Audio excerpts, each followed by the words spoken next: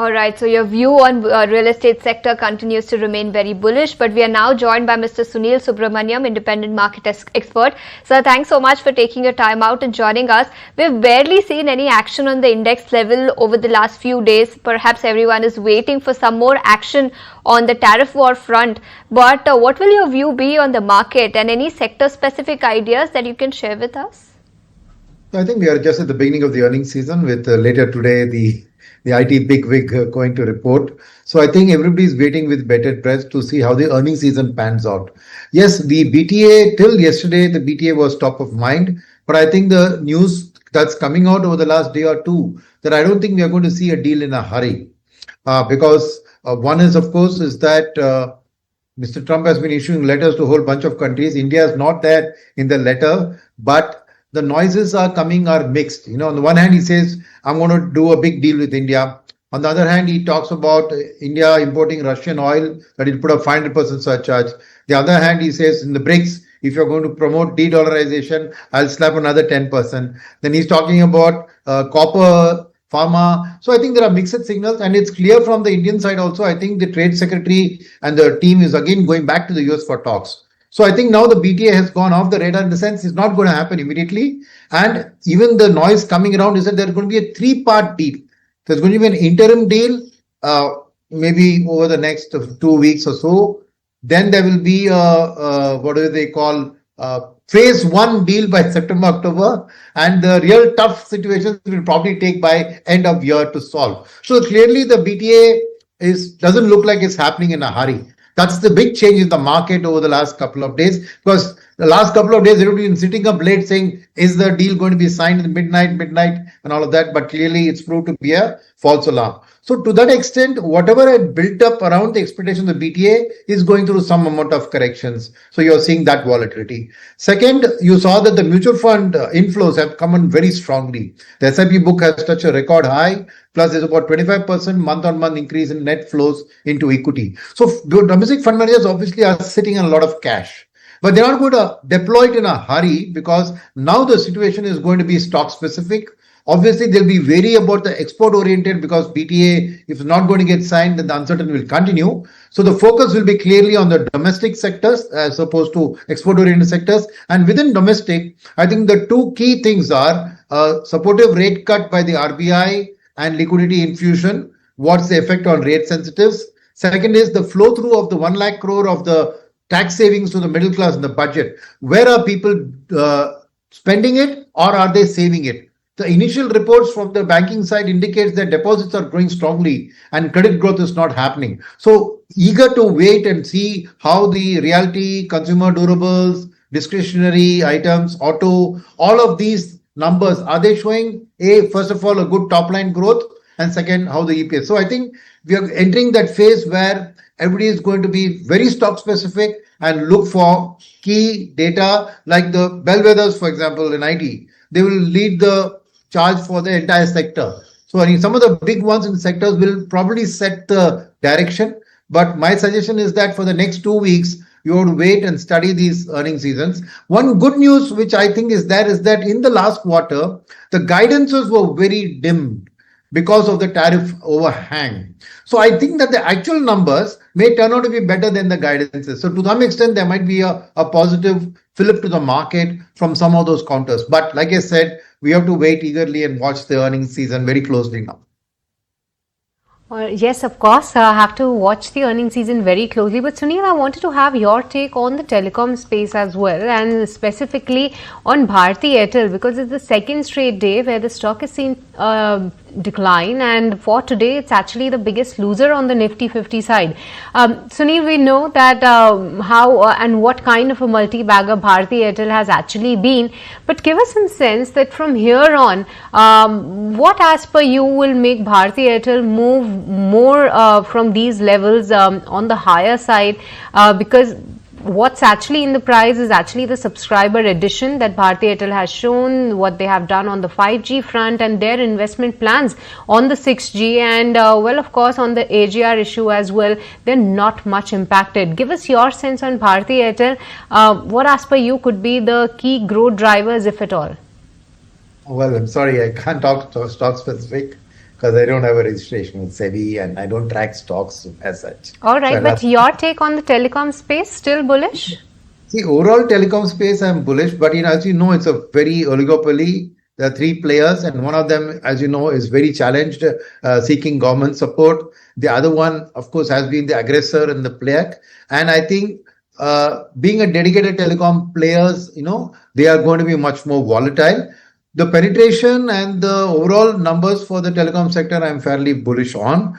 But how the competitive forces at play between the three big players there is very, very hard to say. So if you ask me, right, I would be a buyer in telecom, but I would then spread my investments across all the players there and not try to pick a winner. I think that's the best way, because the moment you point out one as a loser, you know that the other is a winner. So, right. So rather than go and pick one, I think there's to play the whole segment there. And I am overall bullish on the space because I think that penetration has still way to go, and I think pricing power will be with them in the days to come. Beyond that, like I said, I don't want to comment on specific stocks of that. Okay, so that's the view coming in on the telecom sector, but let's just focus then, and a big boost coming in for green financiers.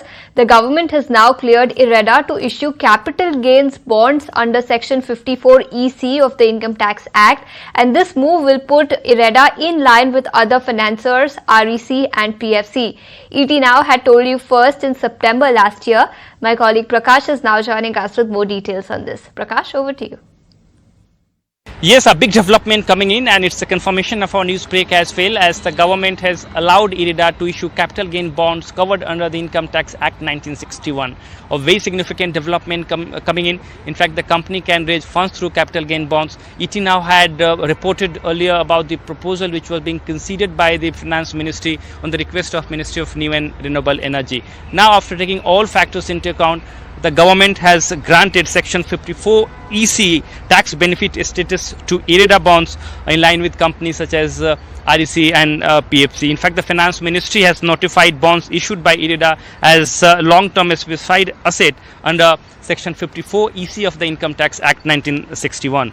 As you are aware that the NBFCs such as REC, PFC are already issuing capital gain bonds, where it allows investors to save on capital gains tax. This move is very crucial in order to achieve 500 gigawatt renewable energy target by 2030, where renewable energy sector is expected to receive approx rupees 30 lakh crore investment in next 5 years, out of which rupees 12 lakh crore investment is likely to be drawn from NBFCs. So that's the word coming in on IREDA. Thanks so much, Prakash, for joining us with all those details. But in fact, we also have a report that has come in on these power financing companies. Morgan Stanley has come out with a report, and they believe that both PFC and REC are at an attractive entry point. They've initiated PFC with a target price of 508, which is 21% upside from the current market price, and REC with a target price of 485, which is 23% upside from yesterday's closing market price. Kunal, your view on both these power financing companies, PFC and REC, on the charts? Yeah, I think out of the two, we earlier used to, bucket up both stocks in a very similar kind of a category, where in terms of price performance, both of them, they tend to mirror each other. But then I think right now we are seeing PFC being a slight outperformer. The stock is nearing, or I think if I'm not wrong, has already confirmed a break of its 200 DMA. And also I think on the verge of a breakout of a 3-month, 5-month swing resistance. REC on the other hand, the stock is still struggling. It's trading below the 400 mark, and over the last, I think, many months, we've seen the stock to be an underperformer. So I would probably believe that PFC could be a better bet at current levels of 430. All right, so that's the take coming in on PFC as well as REC. Yes, of course, both the stocks have shown great momentum in today's trading session and has been holding on to those good gains. But the other stock that will be in focus is actually Avenue Supermarts, because of late the stock has shown momentum, but the earnings are due on 11th of July, that is coming tomorrow. So let's understand from Snehi that what the street is penciling in with respect to D-Mart numbers. Snehi, over to you. Well, yes, all eyes are going to be on Avenue Supermarts or D-Mart as we popularly know it, the company's Q1 FY26 earnings. Remember when the company recently came out with its Q1 FY26 updates, it was tad below street expectations and the stock didn't do very well that day. So here's what we're penciling in for D-Mart's Q1 FY26 earnings.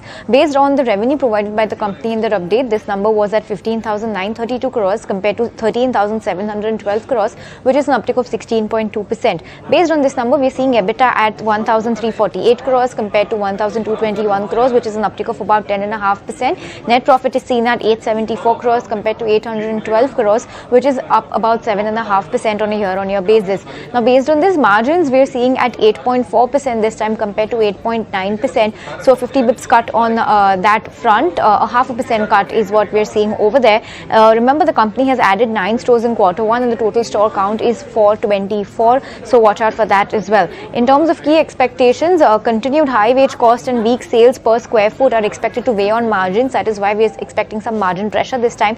And in terms of like-to-like growth or the same-store sales growth, it's expected to be in mid to high single digits. What's going to be important to watch out for when the numbers do come out? The like-to-like growth is going to be important to watch out for. The company's outlook on general merchandise and apparel will be important to watch out for. Commentary on impact of e-commerce and quick commerce will be important to watch, and store expansion plans for FY26 will be a key monitorable as well. So watch out for D-Mart when the numbers do come out. We're expecting a slightly mixed set of numbers from the company. Alright, thank you so much, Snehi, for getting us all those details. So indeed, all eyes on Avenue Supermarts. But Kunal, a quick chart check by you. How do you see the stock on technical front? Yeah, it's been one of the most stronger stocks in the last 2-3 months. I remember a phase where the stock was beaten down some 500 to 700 points recently. I think from 5,500 levels towards a point when the stock had fallen down to 5,000 mark or sub that. But I believe that every time the stock has been met with a lot of selling pressure, it's managed to make a good comeback. Even in the last I think 5-7 days, we've seen the stock correcting from 4,500 to now current levels of sub 4,200, which means that there could be a chance that the stock may make a strong comeback and cross the levels of 4,500 plus subsequently over the next couple of weeks. So bullish on the stock, and a classical a chart where we look at more of buy on dips rather than a momentum breakout over here. Okay, so that's the view coming in on Avenue Supermart ahead of its results. The stock continues to remain in focus. But Mr. Subramaniam, coming to you then, both of these AMC stocks are buzzing in trade today. We have HDFC AMC and UTI AMC, both of them trading with gains. HDFC AMC, they're up for you on your screens, up 1.5%. Your view on the entire AMC sector and what kind of outlook the sector has going forward? I think I'm very positive on the overall AMC space, and there are multiple reasons for that. So first of all is that there was a recent SEBI circular where they permitted the AMCs now to offer advisory services to foreign FPIs, right? So I think that was not earlier allowed because you needed a separate license, PMS license for that. But this recent circular, they floated a consultation paper. And so effectively what they can do is non-broad-based funds, also they can be advisors. So to that extent, it will be a huge boost to them because the skill set of the fund managers are already there. The funds are already there. If they're going to replicate the funds for foreigners and make some additional revenue, there's no addition to the cost factor there, but a straight addition to top line. So that's a huge positive for the AMC space. The second is the 1 lakh crores that we spoke about of the giveaway, right? And you're seeing the SIP grow month on month. So clearly you'll see that people are going to take a portion of the 1 lakh crore and put it into savings and mutual funds. I think the way the markets have kind of held up despite the international uncertainty around global tariff as well as geopolitics, I think has reinforced the confidence of the retail investor in the Indian markets. And today's data shows SIP touching a record high and month on month flowing up 34%. Who's going to be the beneficiary of this? Directly, the asset management companies are going to be the beneficiaries of this. And third is, of course, the story is one of mutual fund penetration. We have less than 5 crore unique PANs here on a 140 crore population. So the sky is the limit for growth. The fourth point here again is the launch of a new asset class called the specialized investment funds, which SEBI has permitted to do. And I think starting early next month, you'll see the AMC starting to launch. These are brilliant products positioned between the PMS and AIF and the retail investor with a low entry level of only 10 lakh rupees. So I think this is going to help them take business from the PMS side and bring it into the mutual fund space. So clearly an additional revenue line is building up for the asset management space. So I think overall, from all of these perspectives, I'm very, very bullish on the overall asset management industry in terms of future growth. And I see that there are also a few new listings which will happen during the course of this year from that space, which would create the depth for you to build a portfolio around these financial market intermediary players.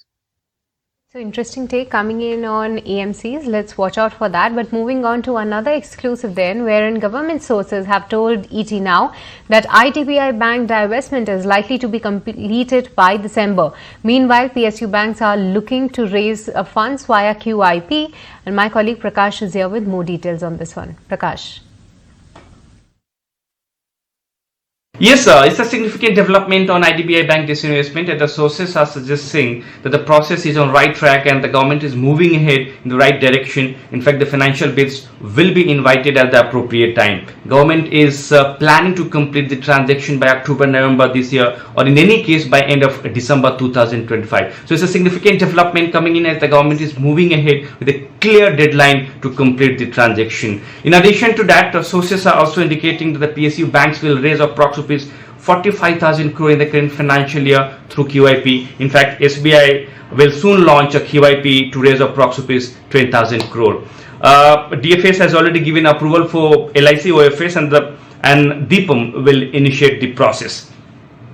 In addition to that, sources are also indicating that India is planning to have at least 2-3 large banks among the top 10 globally, as a country needs more banks as the economy is growing. And the government is very much clear with the objective that of course all the necessary support will be provided to the banks and NBFCs. Large NBFC want banking license with some relaxation in shareholding norms.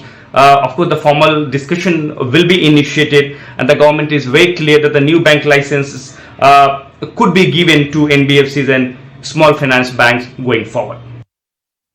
Prakash, thanks so much for joining us with all those details. The stock is absolutely flat today, but trading with some amount of gains for the full year.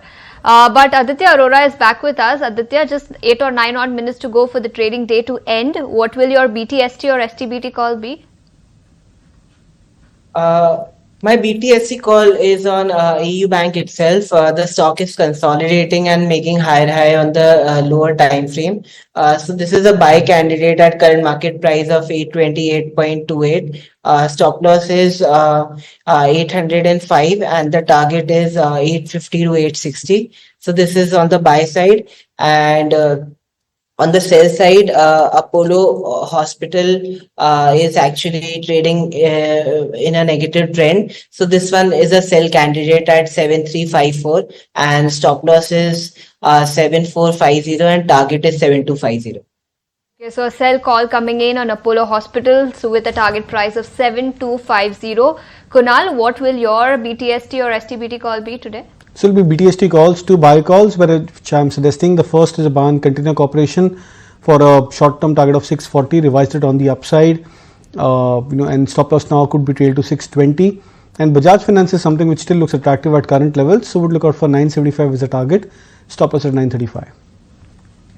Alright, so those are the buy calls coming in from Kunal. Let's watch out for that. So just a few minutes left for the markets to shut shop, and we are actually ending in the red because Nifty 50 has broken below that 25,400 mark as well, hovering around that 25,350 odd levels, while for Nifty Bank as well, we are at the day's lowest point with 250 point of cut as we speak. But within the pharma space, one of the stocks that has been the key outperformer has been Glenmark Pharma. And Kunal, quickly I wanted to have a chart check by you as well, because I believe it's a live high level coming in on Glenmark Pharma, a 5% jump over there, while the rest of the pack is reeling under pressure. What's your overall sense that from these 1900 levels, how do you see the stock moving higher, or is it already in the overbought territory zone? Well, I think it's not in the overbought territory zone as of now, because when I look at the weekly, monthly charts for Glenmark Pharma, the stock still seems to be into a zone where the RSIs are in the upwards of 60s and early 70s, highs 60s and early 70s. So I think in that sense, I would believe that there should be more scope for the stock to go on the upside. Glenmark was something which I had recommended few almost a week out back. But I believe that even at current levels, the momentum is on its side. There was a couple of days of pause or a mild correction to the stock in the last 2 days, but then the way the stock has managed to make a comeback indicates that the near to medium term trend is extremely bullish for Glenmark Pharma. So a stock which looks bullish, and this is how generally we expect stock specific trends to behave, where there could be a point where stocks can diverge completely with respect to the overall sector, which is happening in the case of Pharma Pack. All right, so that's the take coming in on the pharma space as well as Glenmark Pharma. But in today's trading session, select pockets have been doing really well. AMCs we just highlighted. Other than that, select railway counters like Rallis and Titagarh, they have been doing well. Along with that, select power financials have been holding up well. And within the pharma pack, Shilpa Medicare is also one of the other counters that has been one of the strong movers. But yes, a lot of this expiry related action was also in play for today, specifically with respect to Nifty 50, and let's see that whether or not today we are able to crack a deal between India and US with respect to the tariff announcements, because every day that is one of the announcements that we will be waiting out for, and along with that TCS can also give some direction to the market, specifically the IT pack. That will be interesting to watch out for as well. But Sunil, today we have seen a bit of a fall coming in on Asian Paints, and just wanted to quickly have your take on the paint sector overall, given the fact that the deal is through, the sector has been lagging behind in terms of the volume and the price growth, but some of these stocks within the paint sector, they have been inching higher. What as per you are the factors at play for the paint sector, and in this sector, do you believe that investors can go ahead and find an opportunity? So I think it's an interesting sector, basically because you see the consumer discretionary story clearly impacts favorably the paint sector, right? It's directly linked. It's a building materials part, and it's also now with the high-end paints, people are making active choices, choosing the decorative paints and all of that. But what's hurt that sector is, I think, that there's been the entry of too many new players. Everybody now wants to enter into it, given the attraction of this scenario. So I think that competitive pressures are playing on the price. That's number one. Second is, because you heard that there's been a challenge about monopoly action in that sector. And so that's a regulatory uncertainty over that until that plays out. Third is the immediate short-term outlook would probably not be positive because of the fact that as a monsoon comes up, you expect construction and building activity to ease down. So you would probably see in the next quarter or so till the monsoon plays out, the top line numbers are probably not going to show great. But that being said, from a medium term perspective, it's clearly linked to the realty sector and to the industrial growth, because even industrial expansion needs paints to be done. So from that point of view, linking with the private capex expansion, which you expect to get over the next year and a half, I would retain a very positive view on this sector. Keep the near term, there will be consolidation, there will be volatility. So I would say you keep buying on dips through this. And again, back to what I said in telecom, you please diversify across all the players who are involved in this and try not to pick a winner, because it's going to be a very cutthroat competition out in the marketplace in this period. And you're better off playing this in a diversified way across the players, but hang in there and keep buying it on dips over the volatility that you'll see over the next few months. Of course, the earnings season will also give us a clue as to which one of them are doing better than the others. View coming in on the paint sector, buy on dips. But Mr. Subramaniam and Kunal, thanks so much for taking your time out, and even Aditya, thanks so much for joining us with your stock specific ideas. But it's time now to wrap up today's trading session, and Nifty is ending nearly 120 points lower for today's trade. 25,357 is where it is currently trading. Nifty Bank down 0.5%, 56.